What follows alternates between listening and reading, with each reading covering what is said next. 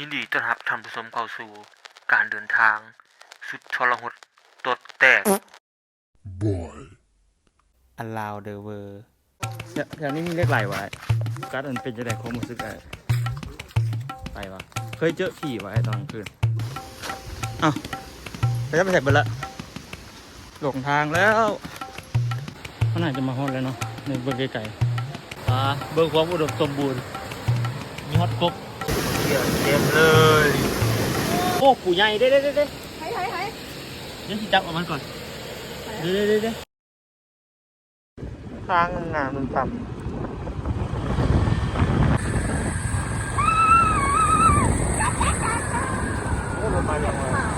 เบื้องหม้อไกลๆน่ะเฮ้ยแห้งอ่ะ เอ้า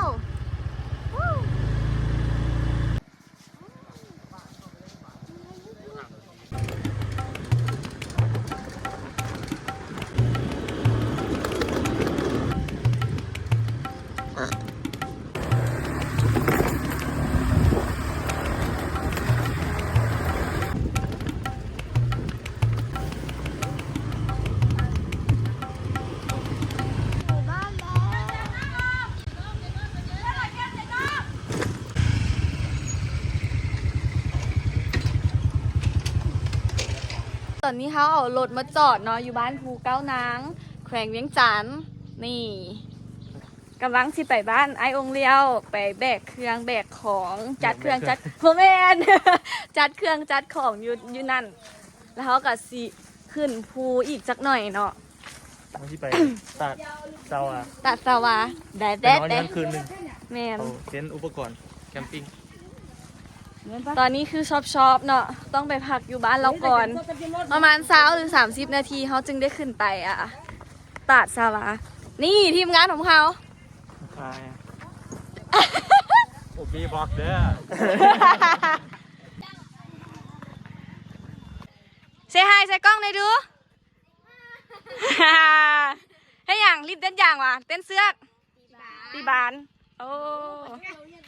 ว้าโทษจินดัดธรรมดาหอบเครื่องหอบของ นี่ให้เบิ่งวิวกันระหว่างทางย่างไปตัดสวา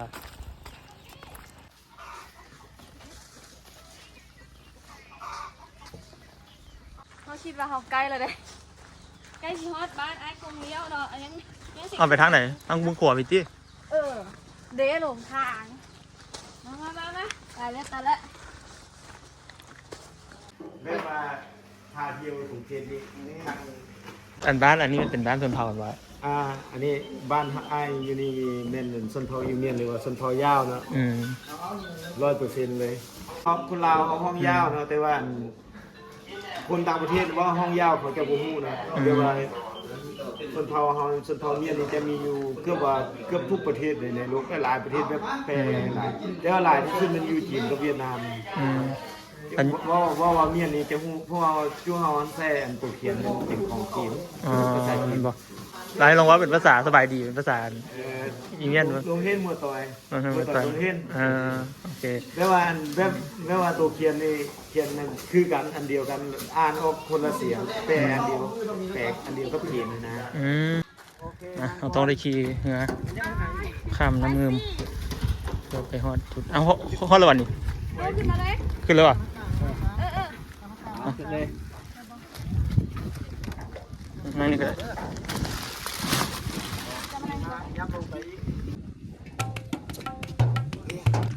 บ๊ายบายไปกันเด้อ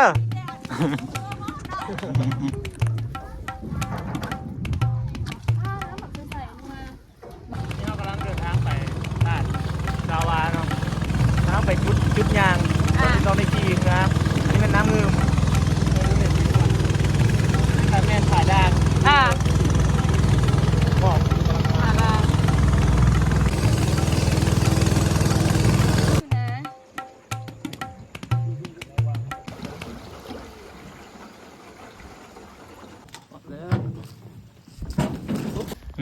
เอาเจ้าจะได้ครับพวกนั้นไหมอีกก่อนตอนแล้วอ่ะมาแล้ว ทีมงานเฮาส่วนที่เหลือ โอ้ยไปมาฮอบนึงแล้วนี่นะ ค่าทีมงานอยู่ มาฮอดแล้วก็จึงย่างพร้อมกัน คนนักนี่ เกมแลน พอแล้วครับก่อนมานี่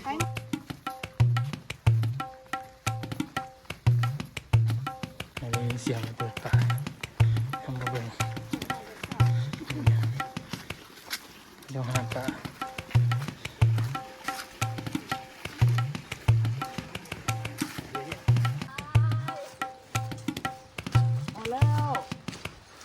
หอดแบ่ยัง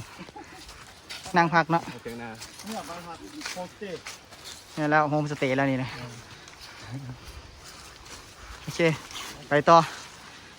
มาสัมภาษณ์ไกด์หน่อยหนึ่งยังอีกไก่ไว้อีกประมาณจักรัก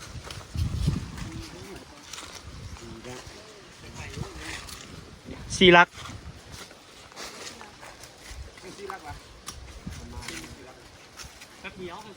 ทีรักแป๊บเดียวนี่ย่างไม่ทันกับรักหนึ่งเลยเห็นไหม เดี๋ยวนี้ไม่ใส่ไอ้ จ้างรอนี่ขึ้นไปได้บ่นี่เขาขึ้นไปเห็นไหมโอ้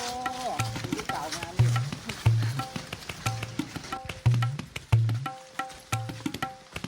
ป้าไปดีกว่าไปดิโอ้ครับไป สวัสดีไอ้ ผู้ประธาน อย่างไก่ต่ออ่ะ ไก่ตัวอย่าง ตัวไก่ตัว ตัวไก่เราได้บ่ ตัวไก่ปลา ได้บ่ มาลองมึง ลองเพิ่งอ่ะ เป็นยังไง โอเคอยู่ อู้สามสาว สาว โอ้อันนี้มาขายข้าวโคบเนาะ โอ้ดีออกเด้ อันเด้อจะได้เราเด้อเบอร์คือว่า ตอนนี้ทำก่อนก่อนรู้สึกทีมงานก็เริ่มเมื่อยแล้ว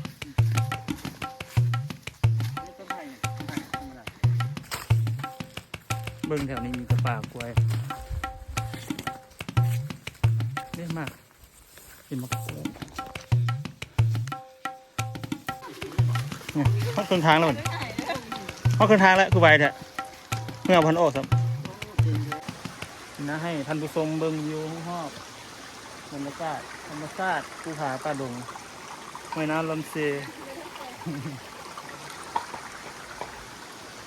น้ำไหลฟังเสียงน้ำไหลอันนี้มันภูเก้านางเดี๋ยวเพิ่งมันแล้วทางนี้มันผาด่างน้ำไหลมาแต่ผาด่างน่าจะมาแต่ภูซ้างพุ่นแหละน้ำมันเคยขึ้นไปนอนภูซ้างครั้งหนึ่งน้ำปลามาแต่วันนั้นแหละลุงพวมน้ำใสน้ำเห็นปลาจักโลนี่เปล่า3 โลเขาเหรอตัวน้อยๆหนึ่งมีอย่างไรครับ มันเนี่ยทางนั้นมีเล็กนี่อะไรเมียน อุปกรณ์ ชั่วโมงไม่ได้ออกมาไม่มีคนน้อย ก็ย่างไปท่าเด้อไป อันนี้ขึ้นไปทางผาแดง กินน้ำกัน อันนี้ขึ้นไปทางผาแดง นะน้ำกินเลย ตัวเขา สดติ่งนะ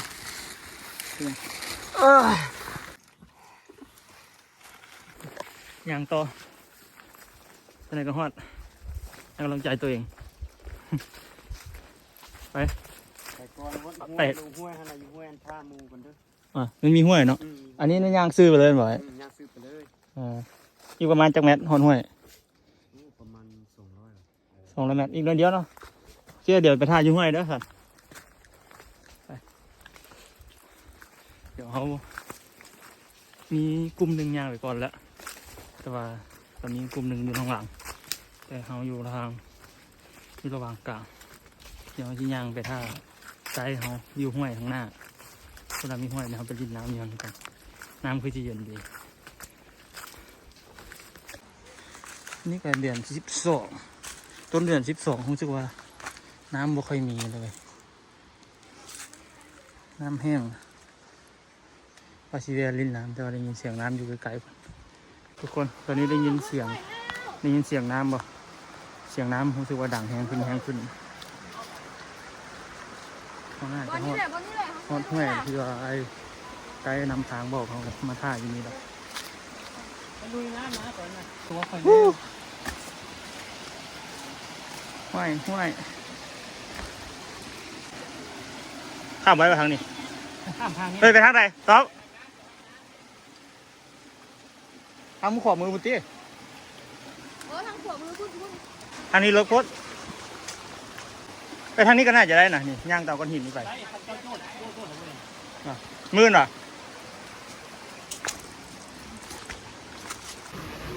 ลงมาเลย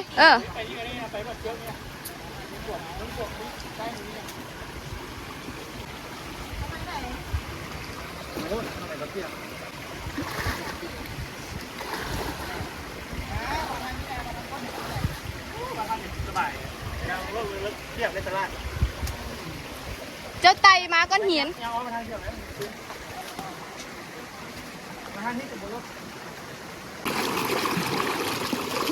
น้ำโคตรเย็นเลย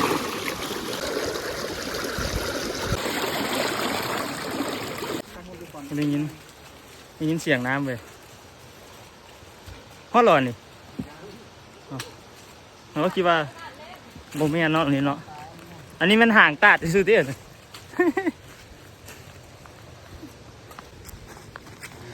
เอาอย่างอีจักรักนี่ไอ้บุไก่บุไก่ตลอดไก่จิ้มฮอดมัน ประมาณคำบ่อห้วยเผาพัก วิวภู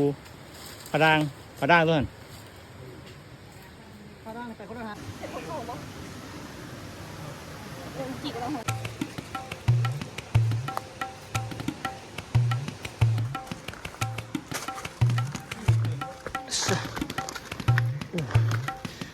ยางมาสูงขึ้นยางขึ้นภูตัวนี้โอ้ต้นไม้ใหญ่ทั้งสูง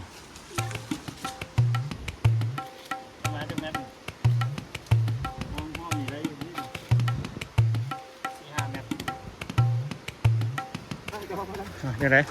คือว่า พักผ่อนก่อนเหรอ สู้ๆพักผ่อนก่อนพักเบรก สบายจียังจักเปอร์เซ็นต์ ยังอยู่40 สากก่อนชนะแบตบอลเสื่อมตี นี่เขาแบ่งอยู่ ไป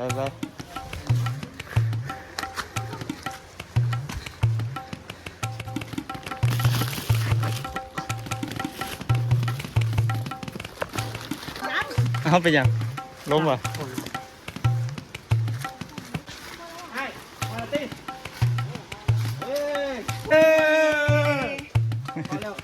เอาแล้วฮอตแท้ติวันนี้ยังไงก็ว่าครึ่งทางตลอดเลยคนเขาน่าจะมาฮอตแล้วเนาะในเบื้องไกลๆยินเสียงน้ำอยู่คนน่าจะเป็นน้ำตกสาวาเดี๋ยวย่างพี่หน่อยนึงแต่น่าจะฮอต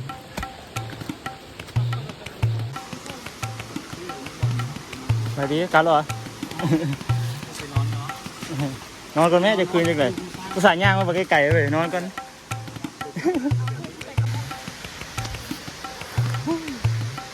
ขอพักกันบนหนึ่งคนทางก็มาฮอดแล้วเนาะตัดสาวาย่างมาไก่เติบเดี๋ยวจะให้เบิ่งวิว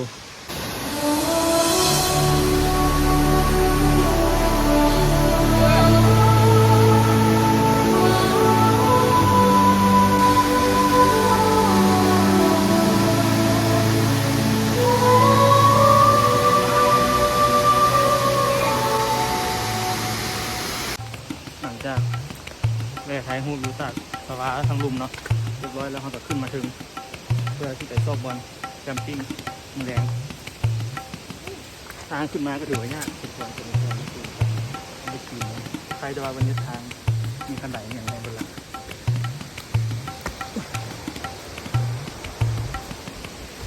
อย่างคิดว่าอีกบุตรก็น่าจะฮอตเพิ่งซ่าเป็นน่าจะเป็นร้านที่เราสามารถกางเต็นท์ได้เอาบุกก่อนงานวันเดียวแล้วพอแล้วน่าจะเป็นแถวนี้ที่เขาจะเห็ดเป็นบอลแคมปิ้งแรงเราจะนอนอยู่บริเวณแถวนี้เป็นร้านหิน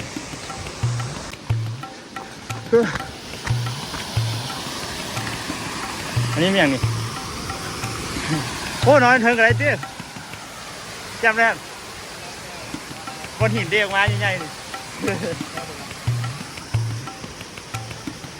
ไหนมาฮอตก่อนกะนี่เลือกบอลกลางเต็นท์ก่อนเนาะนะได้บอลกลางเต็นท์ละกลางอยู่บอลนี่แหละเพราะว่าคิดว่าบอลนี้มันเทียงบ่แม่นเทียงเนาะมันมีก้อนหินบังน่าจะสมมุติลมมาแล้วก็มันอยู่ไกลต้นไม้เนาะอันอยู่กองต้นไม้ใหญ่หลายยันงามไม้ตกลงมาไปแล้วก็อยู่นี่มันมีหินมีอย่างไรกันบังลม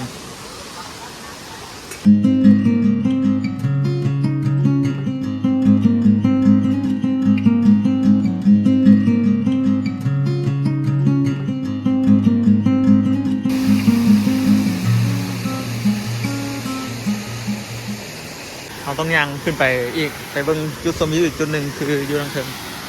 สั้นที่3ของตาดสาวานอ้าวไปจะไปเสร็จหมดละบอกไปทางไหนเอามาผิดทางที่นี่มันบอกขึ้นไปเทิงเหรอเอาสลาขึ้นมาทางนี้เอาขึ้นทางไหนโมเมนต์ทางนี้นะเป็นอย่างไปมาทางนี้บอก ฮะ เพิ่นขึ้นมาทางนี้ ต้มมันมาทางนี้ลุด เอามาจากไหนมูยทางนี่ มันออกมาก่อน มั่วเลยเพิ่นน่ะ เด็ดของรอดอยู่ได้เด็ดหัวเกือบ มันมีทางขึ้นนะระวังเด้อระบบแต่ขึ้นทางไหนโอซาร่าเมาอ่ะโมเมนต์ตกทางผมกว่านั้นน่ะมาทางพี่ทางพี่มีทางไปเถอะ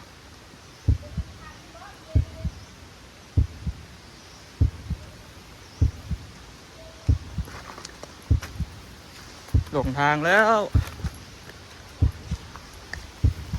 ว่าอยู่หินยางมาคนเดียวนี่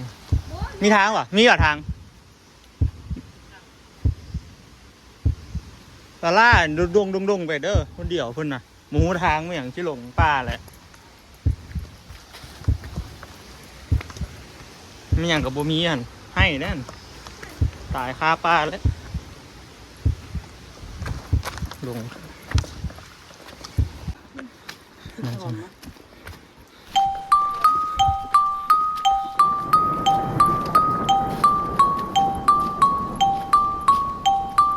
มันมีแล้วครับเดี๋ยวนะเนี่ยไปให้ไปทางไหนไม่เลย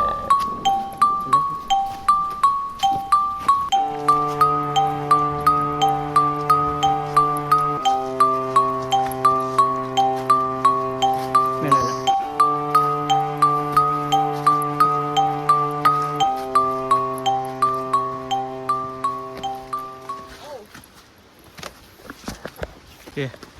คือจะมาถึงทางมันมีเสียงเดี๋ยวจะลงมาเด้แล้วสัน3ตาดสาวาเกือบหลงทางนี่โอ้ยนำทางพาลง ใครบอกมาน พามั่วหลงป่าแล้วเป็นยางแบบเลี้ยออกพุ่นมึงขวามือ ถ้ามาคิดใกล้กดเศร้ามาก็ได้ โอ้ตาดตัวนี้สูงสันนี้สูงโอ้งามต้นมะเดือต้น ไปทางไหนงานไม่ไปข้องานไม่ ต้นมะเดือ ำอ๋องานไม่ตัวนี้บอก อู้วิวงามเลยตัดสาวาชั้น3นี่เนาะสวรรค์ชั้น3 ผาได้นั่นผาล้วนๆทุกคนใช่เบิ่งวิวอีกมุมหนึ่งของตาดสาวาวิวกว่าลำธารเดี๋ยวที่ให้เบิ่ง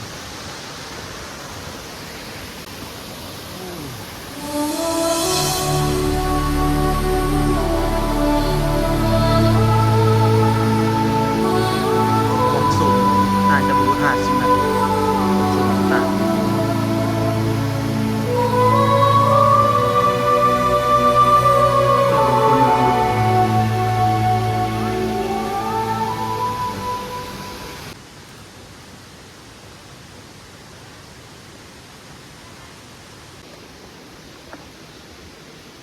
อันนี้ก็คือท่าอย่างต้นบักเดือแคมป์คลองบักเดือกินได้ดินี่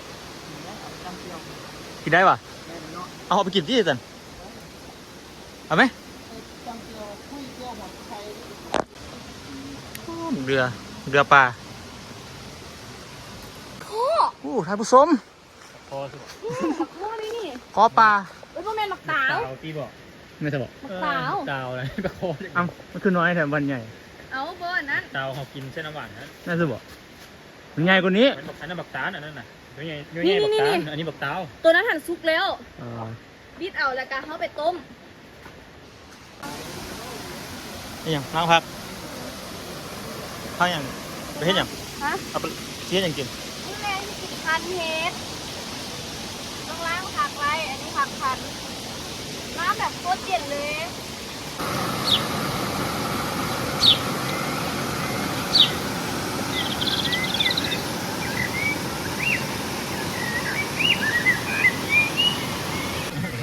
ยำมีว่ะ แซ่บก็ยำมีกับคนยำ ยำ เงาบักเงาปานแล้ว มันซอกตัดตัวกินแล้วตัว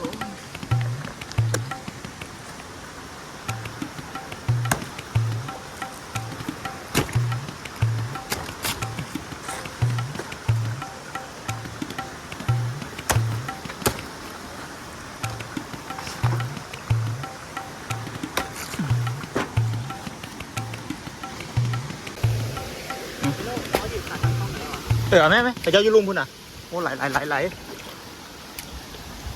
กระเจ้าอันท่ายุลุมพุ่นอ่ะกระเจ้ายืนท่ายุลุมพุ่นอ่ะพวกผู้หญิงกันนะ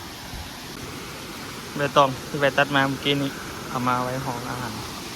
ห้องพักห้องนี้บุเคยนอนวะอ้าวมอน ก็ดีแล้ว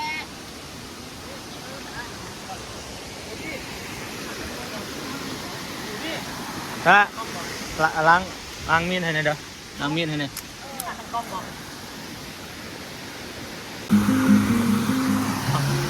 เข้าเร็วมานี่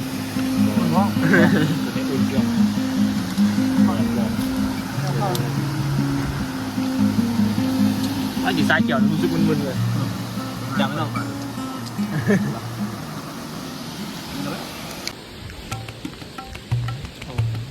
สบายดีนี่ฮะอันนี่แม่งกินเลย เข้า ไอ้ชื่อยังเหรอ ก็เฟย ฮะไอ้กอ ก็เฟย เกาเฟยเราซื้อคือจีนเนาะไอ้เกาเฟยเนาะเอาซูโน่เด้ออันนี้มันอย่างซีนอย่างไร ขึ้นหมู หมูป่าว่ะโอ้ซีนหมูป่าได้นี่ห้าเองไว้โอ้คักได้นี่เอาที่ใส่กันก็จะว่ามีเกียร์ว่ะที่ใส่เกียร์ เบียร์ปี้ด้วย จริงละอันนี้ชื่ออย่างนี้ หุงข้าว หมูเข้าแบบไอ้เข้าป่าตลอดบอก ก็ได้ข้าวของคุณโดนอะไร โควิด -19 ข้าวกินไม่ดื่มกัน มา ห้องการมาอะไรก็เอาอ่ะ เกียร์ปลา โคโรนาต้นหม้อใจอ่ะตัวเก่าเนี่ยอาบน้ำก่อนนะต้อง3 คนซื้อมั้ง เริ่มดมมึงดูคุยป่ะเกียร์แบทแมน คือคนที่บัตรเขาลงบาทเดียวแล้วกินไปกันเลยซิมได้ ผมกล้ากินเลยไปแล้วนี่คิดเอง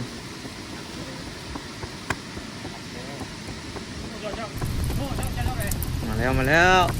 จอกกันตัวลายๆกินแล้ว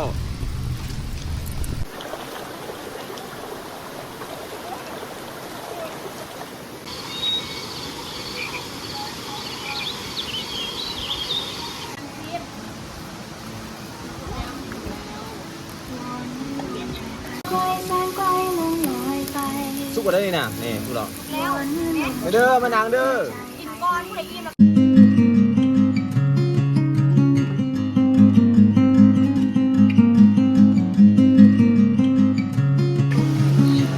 เอาแรง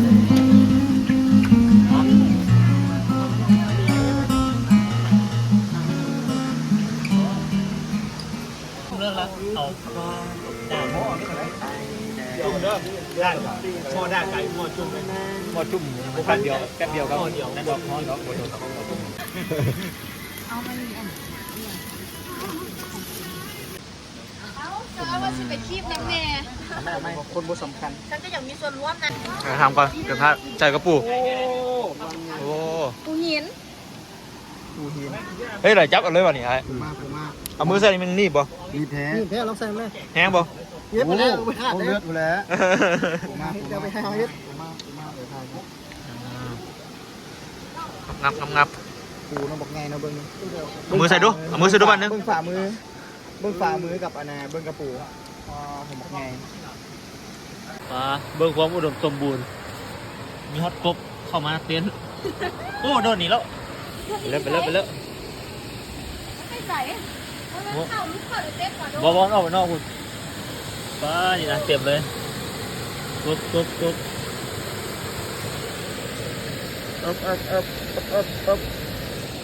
มันก็หลายแก้มน้ำนี่เต็มตะกบมีฮอตกบมีฮอตกระปูโอ้ปูใหญ่เด้ให้เดี๋ยวที่จับออกมันก่อนเด้ กูหิน โอ้ เอามาจากกินเซอร์เบอร์บี้ ธรรมชาติกบธรรมชาติโอ้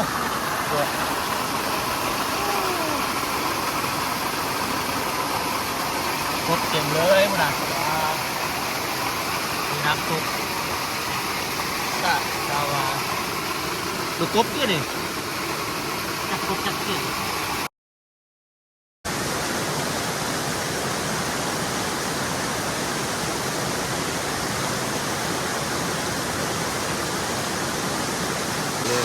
เดี๋ยวที่พายงานรอเบิ่งเหมือนกันขอเช้าหน่อยพาเป็นเราคนเห็นอย่างนี้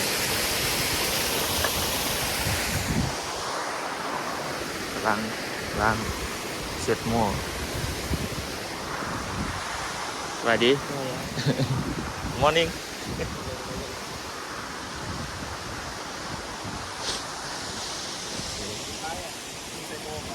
ฮะนี่ใส่ชั้น 3วะอยู่นี่เหรอย่างขึ้นไปก้อนหินเหรอโอ้โหโอ้อาหารเราไปแล้ววะโอ้เอาดิเดี๋ยวเราขึ้นไปเบิ่งคนใส่มอง หาปลาอีกเถิง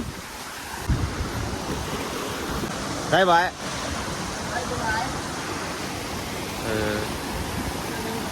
ก็มีป่าใหญ่ด้วยแต่ว่าตกเขียนเนาะเมื่อคืนหลายตัวเนาะไอ้เนาะเขียนหลายแล้วเนาะเมื่อคืนกินได้ตัวแต่ว่าบูมักกินหรอบูไปเก็บ เขียดตะปากดีกว่าเขาเป็นเขียดยังไงเขียดลายเล่นๆเป็นเขียดลาย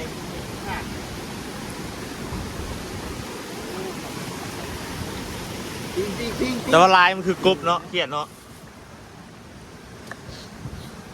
ป่า กระทึกนะ อันนี้ป่า ได้ลายแล้วปัจจะกูพี่ก่อนตอนนั้นกูพี่ก่อน อาจจะก็พอได้กินอยู่เนาะเดี๋ยวเดี๋ยวเหลือเพื่อกินบูเบิร์ดดอกซ้ำนี่นะ แต่จริงอยู่ ทั้งปูทั้งปลาปูที่บุกินปลาผมไม่แม่งกระเบื้ออีกโอ้ปกคอจนกลางเนาะคอกลางปูปลาที่แถวนี้บูมีหอยน้อยเนาะ มองปลาคอกั้งเฉย เด็กปู คอกั้ง จนติดมองปูหินเนาะนี่เนาะโอ้โหสมบูรณ์ขนาดปูปลา เมื่อคืนนี้ค่อยจับได้ตัวสมีแหละ ไปเอามาตักน้ำเด็กก็มี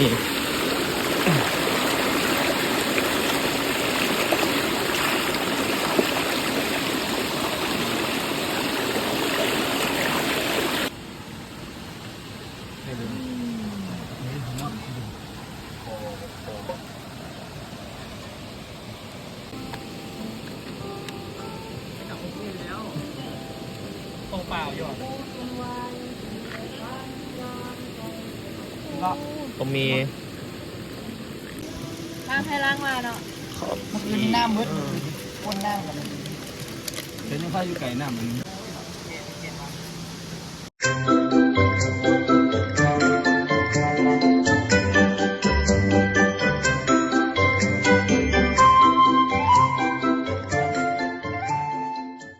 จบคลิปคนนี้เลยคลิปนี้สำหรับคลิปนี้เนาะเดี๋ยวเจอกัน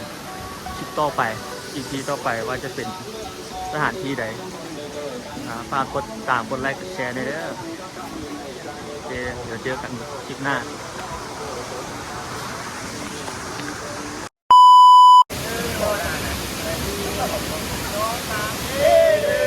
อยู่นี่ก็มีอันสัตว์ป่าไว้